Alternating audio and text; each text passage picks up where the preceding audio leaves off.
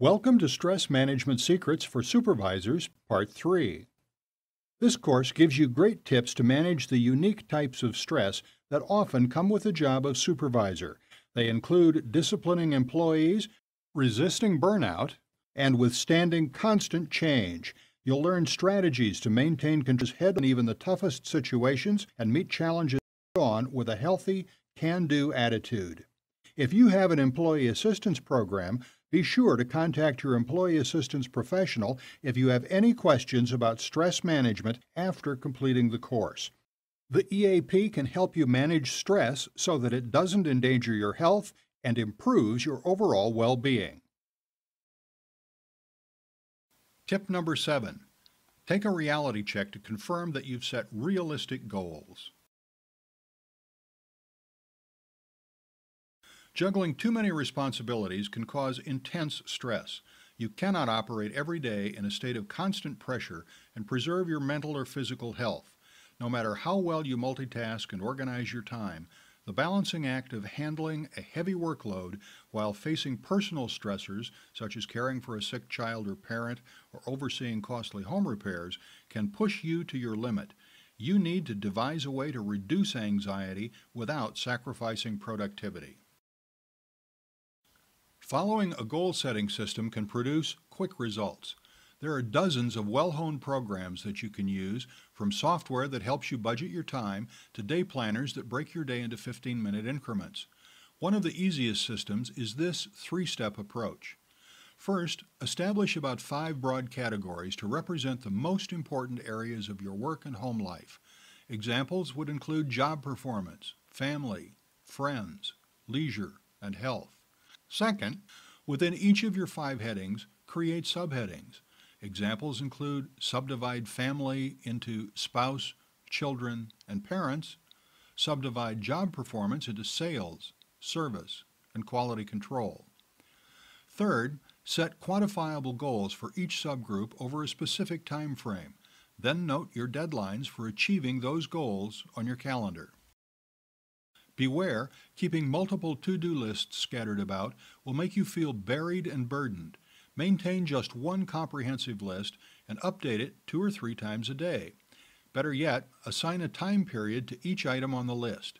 That will help you group related projects during, say, 7:30 to 9:30 a.m. when it's quiet and you can concentrate on more cerebral tasks. Protect your time from waste. Flee meetings as soon as you can. If you let artificial schedules dictate your day, for example, you always stay for the entire hour of a regular meeting even though the last 30 minutes is irrelevant to you and no one requires your presence, your time squeeze will only worsen. Here's a tip. Follow the 80-20 rule to achieve more balance and productivity in your work and home life. Identify the top 3 responsibilities or outcomes that matter most to you. Then track how much time you devote to these 3 areas in a typical week. You should be spending about 80% of your time on those 3 duties. Many supervisors suffer needless stress because they divert too much of their time on trivial or extraneous matters. It's true, 1 of 3 American employees is chronically overworked and 54% report feeling overwhelmed at some point in the last month. Here's an exercise. A proven technique to manage the stress of mounting work-life difficulties is what Dr. Herbert Benson calls the relaxation response.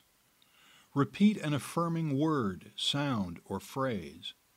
Ignore any thoughts that enter your mind so that you can engage in concentrated repetition of your word, sound, phrase.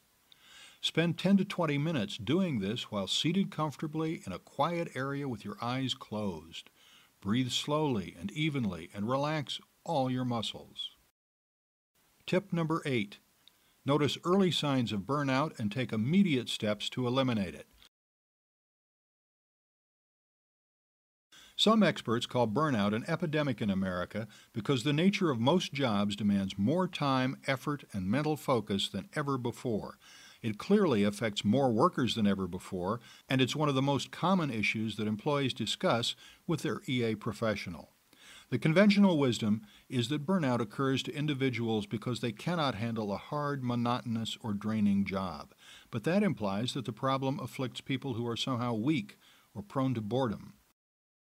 In fact, burnout stems largely from organizational culture. It's a byproduct of the social environment within which everyone operates. The way in which people view their roles and each other influence whether they can withstand job pressures and remain energized and enthusiastic. As a supervisor struggling with the early signs of burnout, whether it's due to overwork, lack of control, or lack of meaningful rewards in your job, you need to plot a new course. Passivity will only make matters worse. That empty feeling when you wake up and get ready for work will only intensify over time unless you address it decisively. Identify the root cause of your burnout.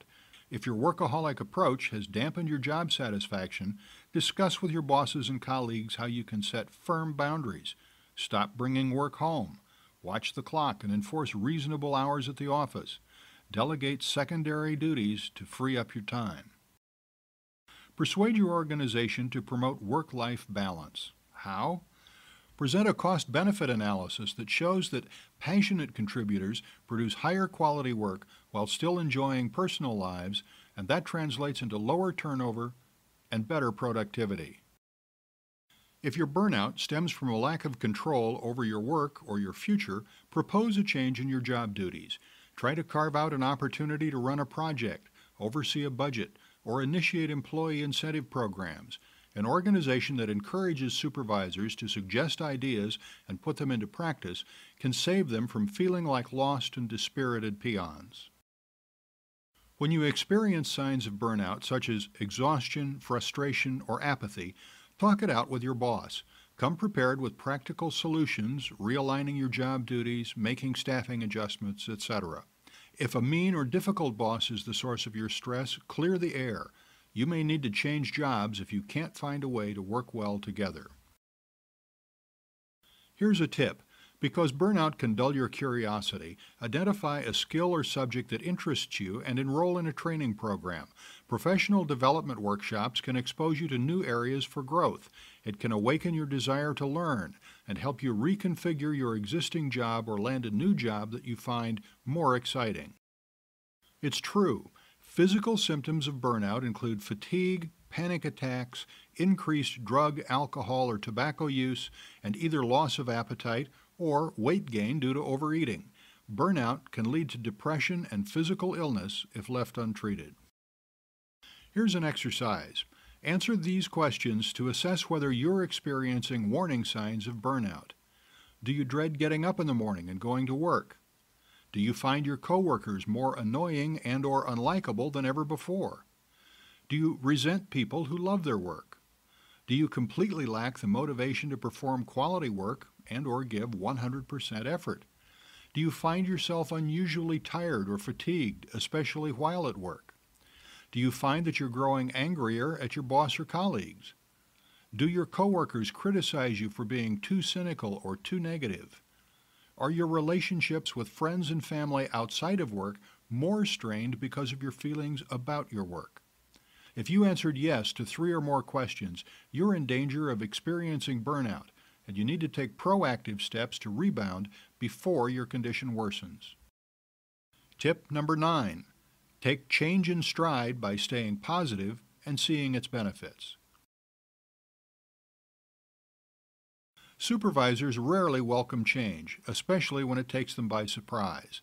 The stress of undergoing abrupt shifts in direction can sap your strength and leave you feeling adrift. Change happens in every organization. Prepare for it, and you will minimize the stress that so often accompanies it. Maintain a network of contacts in every department who keep you informed of scuttlebutt. Let people vent to you about their concerns. Earn their trust by never revealing a secret. Listen with an open, inquisitive mind. Don't interrupt when colleagues share their observations, predictions, and worries about change. Avoid rushing to judgment, telling them, "Let's not even speculate about that," or "I can't believe you even think that," will leave you out of the loop because they will confide in someone else. Look for opportunities to expand your relationships with higher-ups. When you run into them in the hallway, engage in small talk and segue gracefully to more substantive topics like the current challenges that your organization faces. Remember, your boss may not have all the answers. You never want to rely on just one person to give you a heads up of impending change. There are strong links between change and stress. Even if change doesn't take you by surprise, self-defeating emotions can set in. You may feel hostility, resentment, and cynicism. As more organizations shift course with increasing speed and frequency, supervisors, along with employees at all levels, lack the necessary time to adjust and accept the new status quo. There are 4 stages to deal with: denial, resistance, acceptance, commitment. The EAP can help you transition through these stages. The first 2 are characterized by particularly intense stress. Keep a positive outlook, especially in how you communicate change to your staff. Explain the reasons for it and seek their input. It's fine to mention that you disagree with certain aspects of the change, but don't lambast it entirely. Regardless of what happens next, you will want to maintain good terms with your employer and not emerge as an outspoken malcontent. If possible, frame the situation as having a positive impact on employees' pay, benefits, security, and work environment. For example, explain how new technology or processes will change how employees do their jobs for the better by giving them more control and flexibility. That's better than citing the increased efficiency and cost savings that drove the organization to enact the change. Here's a tip. Work with your bosses to answer the question, why is this change necessary, from the employee's perspective? Once you and your bosses agree on a concise answer, get their approval to relay that answer onto your staff. That way, everyone will understand the core rationale for the change. It's true, preserving a sense of teamwork is particularly hard during change campaigns. Everyone is distracted and preoccupied with how the change will affect the workplace. By sharing information openly and allotting plenty of time for team discussion, you can strengthen team cohesion when it's most at risk of collapsing. Here's an exercise. To combat the most stressful elements of change, disorientation, insecurity, and uncertainty, try this exercise. Imagine it's 1 year later. Discuss how you weathered the past year, what steps you took to persevere amid change, and how your career improved as a result. Describing the desired outcome can help you make smart decisions now when it matters most. Tip 10. Brush stress aside to fill a leadership vacuum.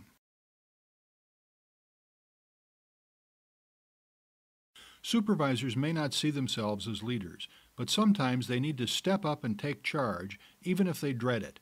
They may need to deliver a rousing speech, handle a sudden crisis, or take responsibility for a painful or unpopular decision that's in the organization's best interest.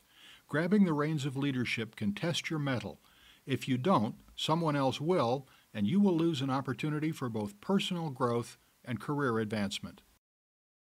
One of the best ways to fill a leadership hole is to motivate and inspire your team after misfortune strikes. Hold a meeting and arrange seating around a conference table so that everyone feels equal. Before you launch into a speech, hold a dialogue. Invite people to share their concerns.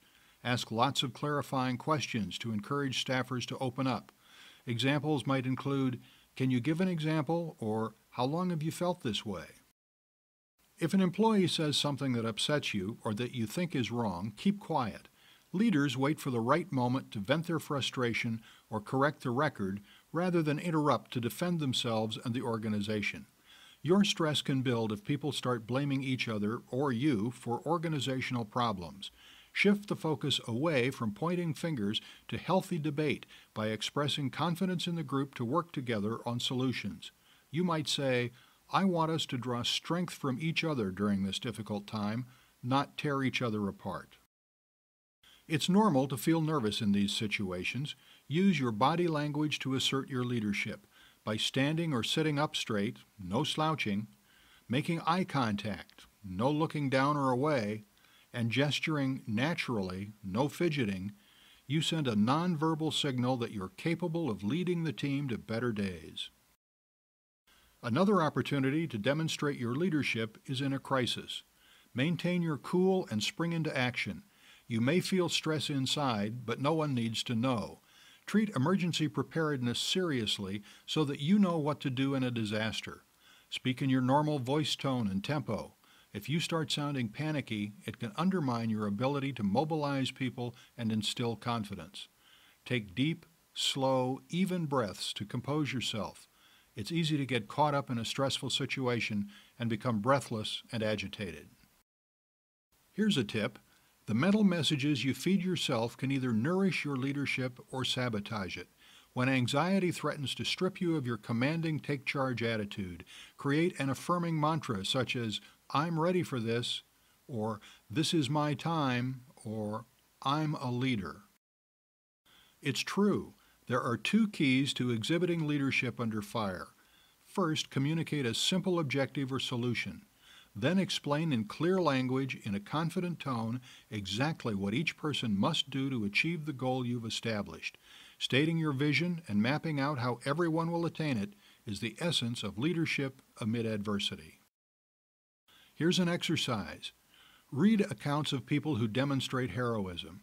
Regularly browse books, magazines, and newspapers for profiles of individuals who weathered highly stressful challenges to guide others to safety or salvage a seemingly hopeless situation.